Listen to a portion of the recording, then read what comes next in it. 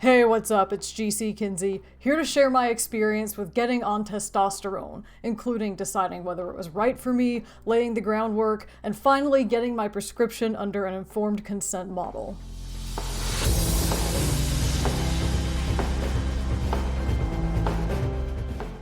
I am very excited to let y'all know that today I finally started testosterone. Today meaning the day I'm filming this, not the day I'm posting it. But anyway, as of June 24th, 2022, the medical part of my transition is underway at last.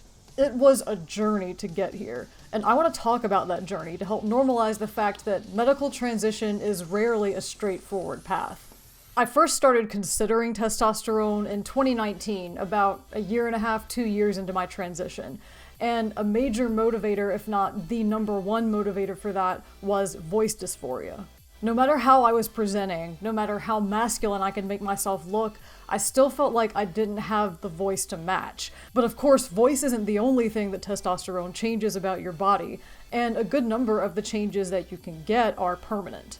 On top of that, the changes tend to vary from person to person, largely depending on genetics, and you can't pick and choose or predict those changes 100%, which means taking testosterone is a big decision. So I did what any logical person would do. I made a spreadsheet.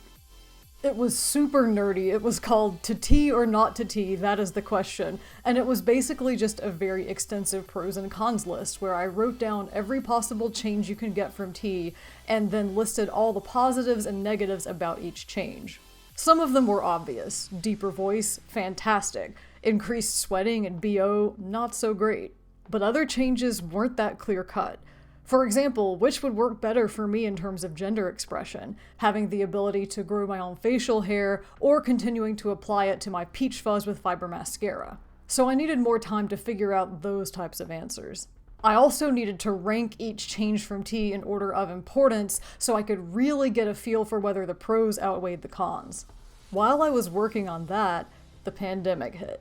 And that actually gave me a lot of added clarity around how I wanted my transition to go, because all the isolation took away most of the social aspects of existing as a trans person in the world. It actually sort of let me answer the question, would I still need to transition if I lived alone on a desert island? Which, by the way, is a really useless question because we do live in a society, but at least now I can definitively say that my answer is yes. So anyway, after I'd first started considering testosterone in 2019, by spring-summer 2021, I knew for sure that that was indeed something I wanted. Then I had to start the process of making that happen. Because I'm a singer, one thing I knew I wanted to do before I started tea was record certain songs with my pre-tea voice for posterity and comparison. And you can listen to those on my channel in my pre-tea voice recordings playlist. I also made pre-tea voice recordings of all of the songs I've written. Those are not up on this channel because I want to make them into an album someday instead of posting them here, but you can watch some super vintage videos of me playing and singing those songs at shows in my live performances and jams playlist. In addition to making all those voice recordings, I also started working on vocal training for both speaking and singing. That involved things like learning to talk from my chest, leaning into the deepest part of my range, darkening my resonance, unlearning feminine speech patterns, and relearning masculine ones, all things that I've covered in detail in this video. And I mostly just did that to prepare myself for a hopefully smoother transition into my lower voice on tea, as well as to alleviate some voice dysphoria in the meantime. Another thing I did to lay the groundwork for tea was make a plan to come out to my family and my coworkers. And in both of those cases, I do plan to wait until I've started having just enough changes on tea that it'll help them get their minds around my transition, adjust to changing pronouns, that sort of thing. Fortunately, my workplace is full of progressive people, and our anti-discrimination policy does cover sex, gender, gender identity, and gender expression. So even though it might be a little awkward to come out and definitely a big surprise, I'm not expecting that to go badly. With family, I'm not as sure what to expect. I am prepared for relationships to change and maybe to lose them altogether. But I am still hoping for the best, and no matter what happens, I do know I'll always have my fantastic and supportive chosen family. So the third and final piece of groundwork I laid before getting on tea was talking about potential health concerns with my doctor, because if there were any medical reasons why I couldn't or shouldn't take tea, I wanted to know that before I got my hopes up any further. Fortunately, my doctor said everything was good, I'm in the clear. There are just a few extra things we're going to start monitoring on my blood work, particularly in the first 3 months. So once I got that go-ahead, then I started looking for where I could actually get a prescription. There are 2 main models for getting prescribed testosterone in the United States where I live. First, there's the traditional model where you go to therapy for a while, the therapist then writes a letter saying that you need HRT, and then a doctor, usually an endocrinologist, prescribes you your hormones. And second is the informed consent model, where a healthcare provider goes over all of the changes you can expect on hormones, along with any potential health risks and side effects, answers any questions that you might have, and then prescribes your hormones after you sign a form saying that you understand and you do indeed want HRT. I wanted to go the informed consent route for several reasons. One, a lot of people face gatekeeping in the traditional model, especially non-binary folks like myself or anyone who doesn't follow a standard transition path. There's a long history of therapists and doctors only prescribing gender-affirming healthcare to the right kind of trans people, usually meaning binary trans men and women who want to go the whole 9 yards with hormones and surgeries and eventually blend in with their cis counterparts. And that's not me, so I was genuinely afraid going the traditional route meant that I might not get a testosterone prescription.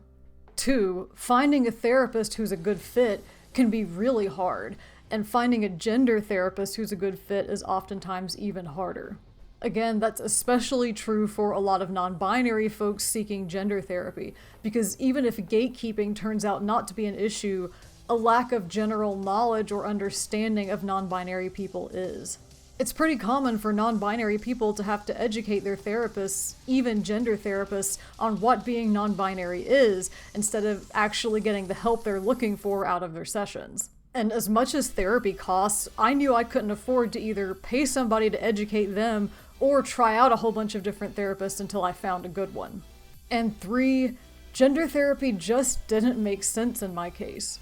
By the time I was ready to start pursuing testosterone, I had already been doing the kind of work I would have done in gender therapy on my own for several years. I mean, heck, I ended up even doing the real-life experience test by accident because I'd been socially transitioning since 2017, very slowly. So by 2021, I was way past needing help answering questions like, do I have gender dysphoria, or is testosterone right for me?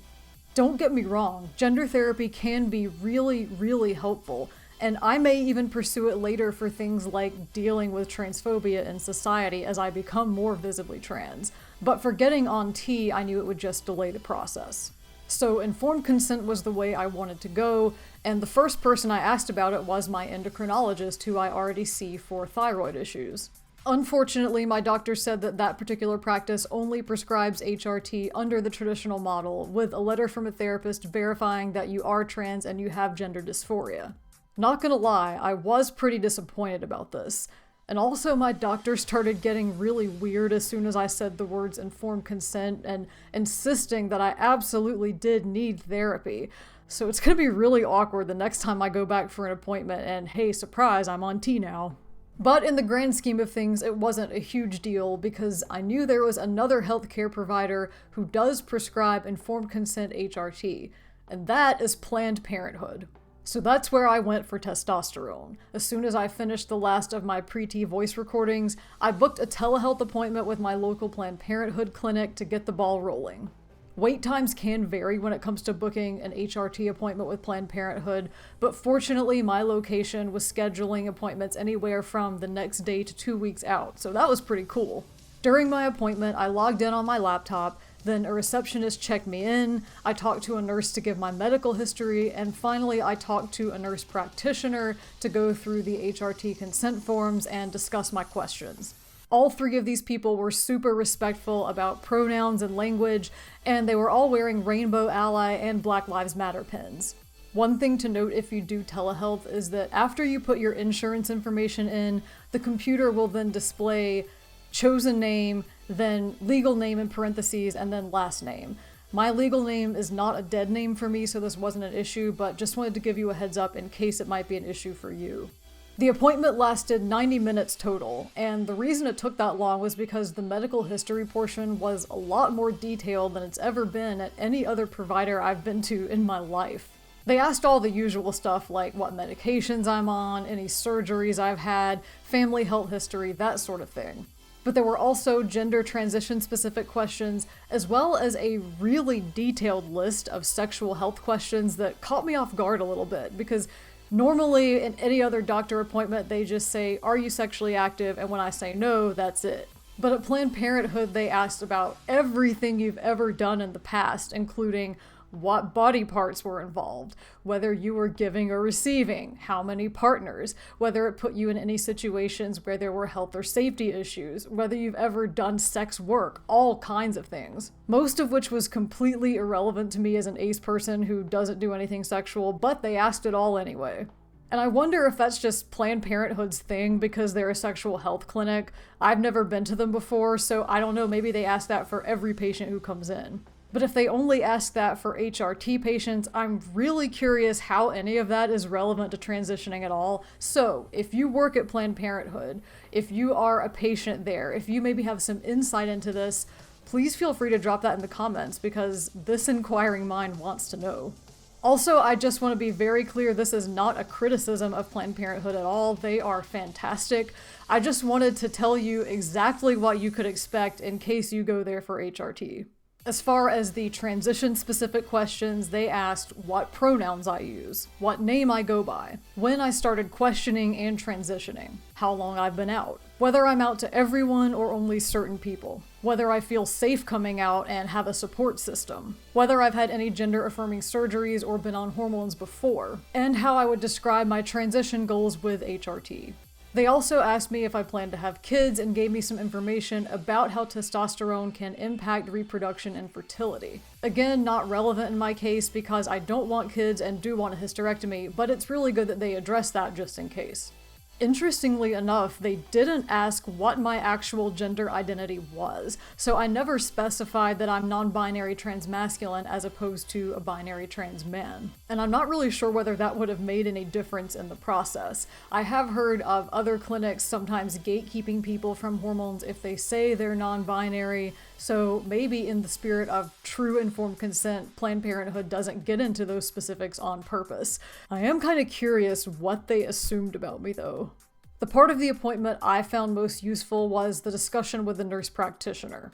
After I finished giving my history to the nurse, there was the informed consent paperwork displayed on my screen for me to read, and it was about 7 pages long. It listed all of the possible changes that you might get from testosterone, which ones were temporary and which ones were permanent, the average time frame in which most people experience those changes, along with possible risks and side effects. I was already well familiar with all of this because of that pros and cons list from way back and a lot of my own research, but it never hurts to go through it again. At the end, there was a checkbox where you were supposed to either say, yes, I want testosterone, or no, I don't want testosterone, and then give your signature.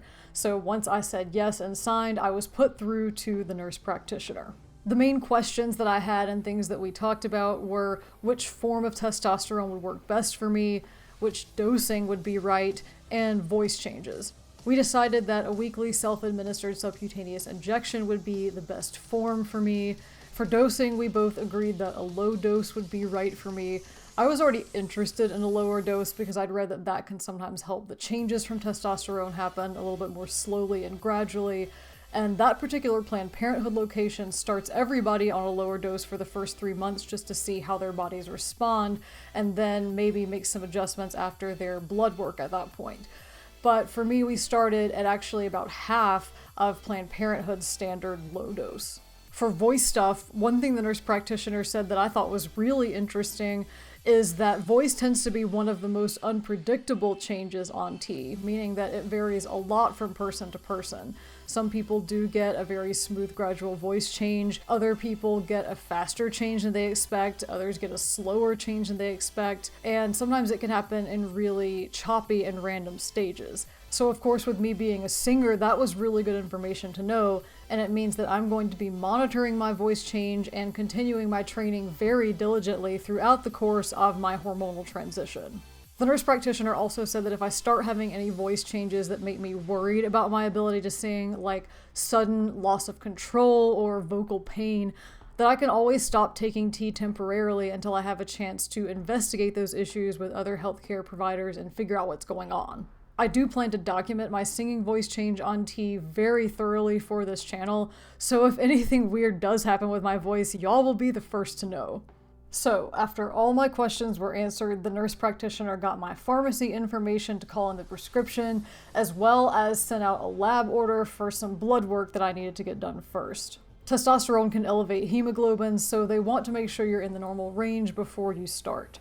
Then I checked out and paid, and the appointment was done. And afterward, I got an email from the nurse practitioner with a bunch of resources, including the informed consent paperwork that I had signed, instructions for doing my injections, and a long list of trans-friendly community services and providers. So that appointment was on Monday, May 23rd, and the next workday when I had free time to get my labs done was Friday, May 27th. Then on Monday, May 30th, I got a call from the nurse practitioner saying that my hemoglobin looked good and my prescription had been called in. And that included a 3-month supply of testosterone along with all of the needles and syringes that I would need to inject it during that time frame.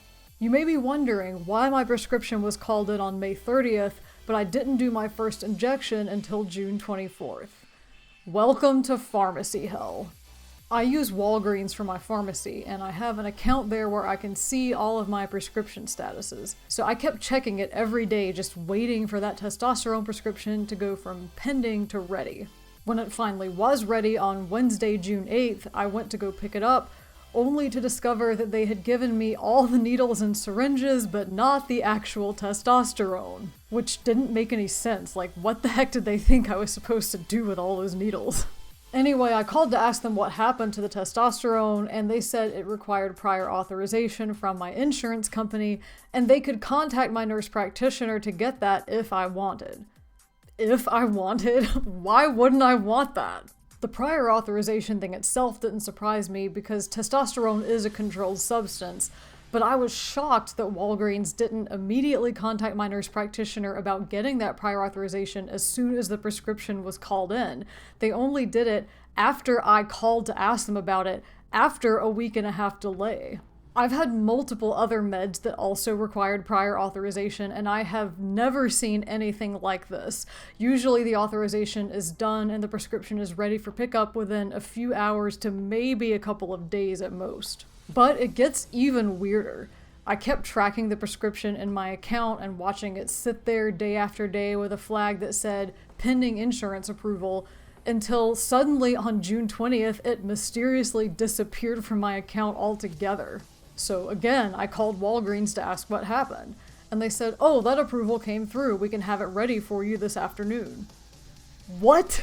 When any of my other prescriptions go from pending to ready, I always get a voicemail and a text, and Walgreens will keep texting me every day until I've picked it up. I've never seen a prescription go from pending to non-existent, again after a significant delay, and I've never had to call and prompt Walgreens about the status, not even for a new prescription. And I can't help but wonder if this happened because the prescription in question was testosterone, or if this happens a lot to patients on T whose legal information makes it very obvious that we are trans. So this is another thing I would love some insight on. If you work at Walgreens, if you are a trans person who gets your testosterone from Walgreens, if you've ever had similar experiences like this, please feel free to share that in the comments. And I'll keep y'all updated if I encounter more weirdness like this when I start needing refills. Anyway, I finally picked up my testosterone on Monday, June 20th. And I decided on Fridays for my injection days because those are typically my least busy work days, and also it's very rare that I'm not at home. So now here I am on Friday, June 24th, 2022, about 12 hours on T, after a long and winding journey to get here. I hope hearing about that journey helped you if you're considering hormones as part of your transition. And I just want to close out by saying that I'm even more excited about the journey ahead. I have a lot of amazing things to look forward to, and it feels so good after so long to finally take this big step toward my future. But for now, I want to turn the conversation over to you. Have you pursued HRT, either through the traditional or the informed consent model? What was your experience like? Where are you on your journey now? What kinds of things surprised you the most? Are there any questions you want to ask? As always, I would love to hear from you, so drop a comment below and let's get a discussion going. You can also reach out to me on other social media. I am GC Kinsey across all platforms. And while you're here, please feel free to check out some of my other videos. I have more vlogs like this one about my experiences as a queer person. I have cosplay music videos, makeup demos and tutorials, pre-testosterone voice recordings, and more right here on this channel. So make sure to like and subscribe so you don't miss anything new. And with that, thank you so much for watching. Thank you so much for all of your support. I hope you learned a lot, and I will see you on the next one.